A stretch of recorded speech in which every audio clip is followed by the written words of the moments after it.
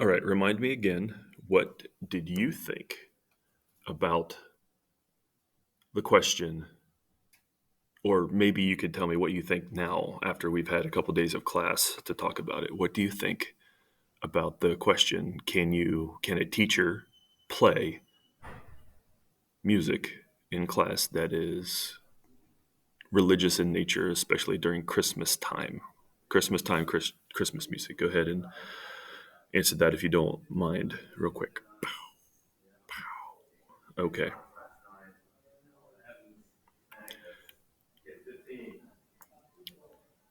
Now, remember this. Remember this slide. This is the First Amendment. And you've got down here freedom of speech, press, right to assemble, petition down here. But the first part talks about religion. Congress shall make no law respecting an establishment of religion or prohibiting the free exercise thereof. Is there a wall of separation in that comment right there? Yes or no? Explain, please.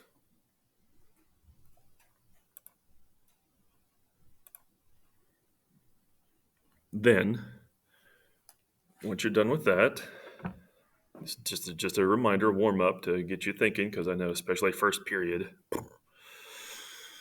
you're all tired.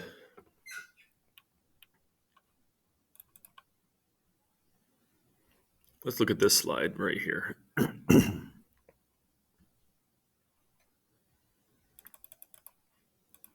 If a teacher plays a Christmas song that is religious in nature, that's religious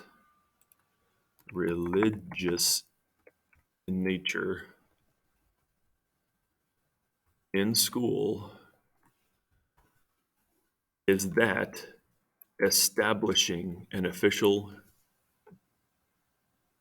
government sponsored church? Yes or no? And explain.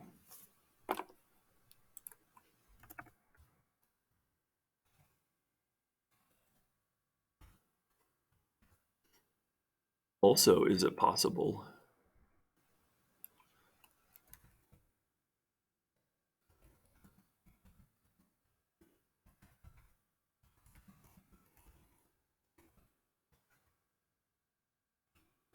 remember, there's two parts. There's two parts to this thing. There is the part that says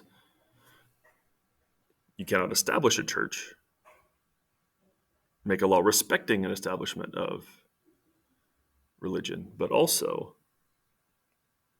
the free exercise part of it too. So if a teacher plays a religious song in class, a religious Christmas song during Christmas time, is that in any way violating any student's free exercise of religion? Let me get your opinion on that, please.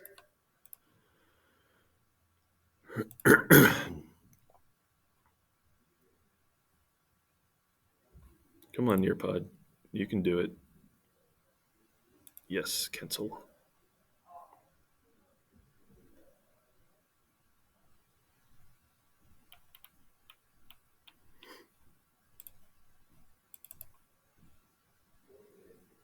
Oh, did I already do that?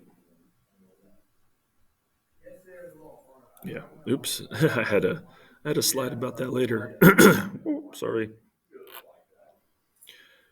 So let's watch this video together. Just pump up the jam right here. So this is not exactly about a Christmas carol, but this is about a nativity scene, also called a creche, on government property, state property, or this case, city government property. Can you have a nativity scene, that's paid for by taxpayer money, that's on the city property or city rented property or whatever? Is that a violation of the Establishment Clause? Is that establishing an official religion? The start of the winter holiday season is marked by many familiar traditions. Bustling stores, festive decorations, and irresistible baked goods all herald the coming celebrations among different faiths and cultures. However, one less joyful custom is the growing American tradition of the Christmas display lawsuit. Every year, it seems someone somewhere sues a city government over a Christmas display. The United States Supreme Court considered such a case in 1984's Lynch versus Donnelly.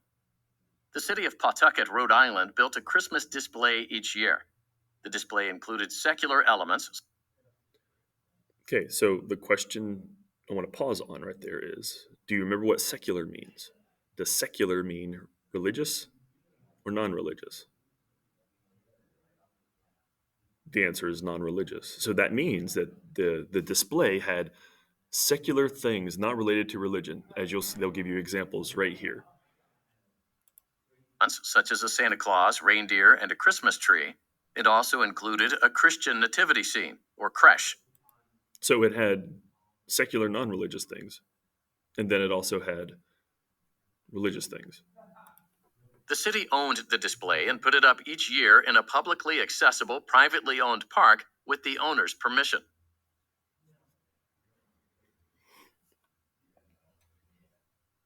So the question here is, did you catch that? Was it on city property?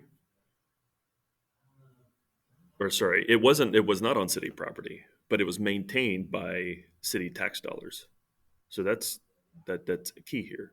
Is that an establishment of religion that goes against the First Amendment?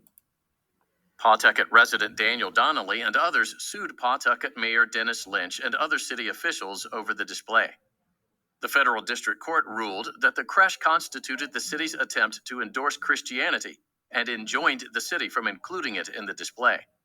The Court of Appeals affirmed, and the United States Supreme Court granted the city's cert petition. Okay, so what that means is the federal district court said you got to take down the nativity scene. The religious part is unconstitutional. The Court of Appeals said the religious part is unconstitutional. Then it went to the Supreme Court after that. Now, so you would think that it's very possible that the Supreme Court would say, yeah, we agree with the lower courts that it is unconstitutional. Here is what the actual ruling was. This is from Oyez, Oyez. If you ever get into anything law related, Oyez will be a great tool for you. Here's what it says. No, the nativity scene does not have to come down in a 5-4 decision. Now that means that the more conservative justices voted no, it doesn't have to come down. The more liberal justices said that it does have to come down. The court held, notwithstanding the religious significance of the creche or nativity scene, the city had not violated the Establishment Clause. The court found that the display, viewed in the context of the holiday season, was not a purposeful or surreptitious effort to advocate a particular religious message. The court found that the display merely depicted historical origins of the holiday and had legitimate secular purposes, legitimate non-religious purposes. The court held that the symbols posed no danger of establishing a state church, and that it was far too late in the day to impose a crabbed reading of the Establishment Clause on the country. In other words, the court has ruled here, that we're going to recognize that this country has a history of Christian beliefs, and just merely showing a nativity scene is not unconstitutional. Just like at the Supreme Court, there is a picture of Moses from the Bible on one of the pillars, one of the decorations on the Supreme Court building. He's a religious figure, but since he's in line with a whole lot of other lawgivers, like ancient Greek people, ancient Roman people, it was not unconstitutional to have Moses on there, right?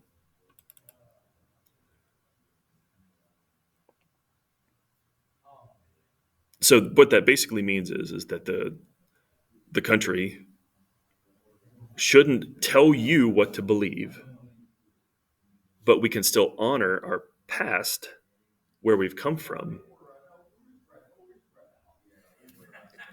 and use the religious symbols in public to recognize the historical, cultural influence that religion has had. In other words, don't tell people what to believe, but don't also try to erase history as if that never, we didn't have a religious root in our founding, or have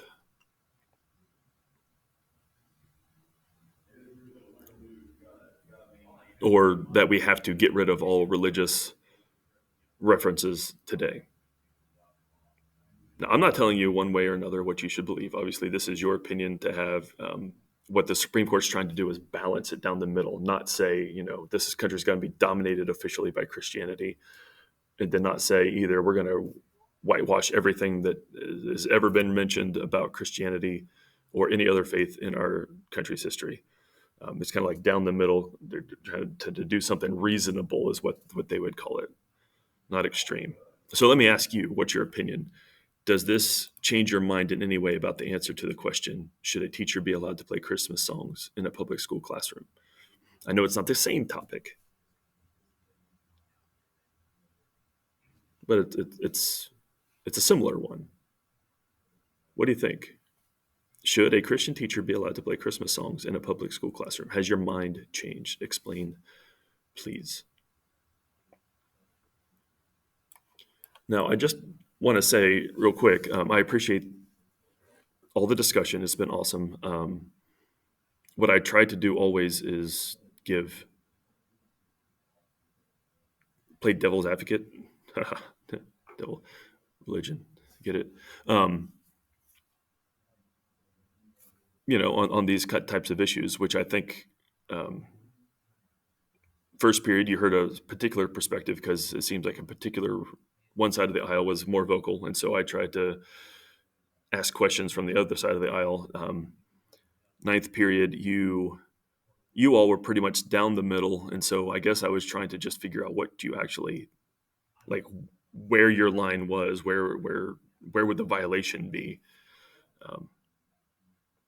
If you don't know anything about this, if you didn't know anything about this before, I mean, this is a pretty big deal. I mean, freedom of religion is a big deal. What I don't know if you understand, like in our country's history, when we were first becoming a country, we were trying to reject the notion from Great Britain and even from some of the people that were in the colonies. Not only did you have to be Christian, but there's certain types of Christianity that you have to follow. Right, because I know that you may not be able to. Some of you may not be able to tell the difference between different Christian denominations, like the difference between a Methodist and a Baptist, and a Catholic and a Presbyterian and a Lutheran, and all that kind of stuff, and a non-denominational ones. But those differences were very real in the early part of our country, and there were attempts, like in Virginia, for example, the state of Virginia, early on, like late 1700s, to try to oppress Baptists, like not let them serve in public office. And so a lot of these early things, like the First Amendment, were basically saying, we are a religious people. We have this religious background, but we don't want to make you be a certain brand of Christian. And so the question is, what does that have to do with us today in a culture that is 65% claims to be Christian? Very small minority of Jew, Muslim, Buddhist, Hindu, atheist, etc. A growing number of nons or nuns, Nones, a growing number of people who don't affiliate with any religion in particular. What does the First Amendment mean to us today? Do we need to reinvent what it means? Should we forget history? Or should we honor history and try to move forward in a way that doesn't, like the French Revolution, which their way of moving forward was killing a whole bunch of priests, putting priests on barges, lighting it on fire, and then sinking the boat in the middle of the river. Notice how different our revolution was to that French Revolution in that regard. So, what's the path forward? I'll let you tell me here at the end. Thank you for participating. I appreciate it. I just want to get you to think. That's all. On something that I think is important to a lot of people, because you may not think it's important, but when somebody crosses the line, I think then you'll find that this stuff is important and I need to know it. So you all rock. Thank you.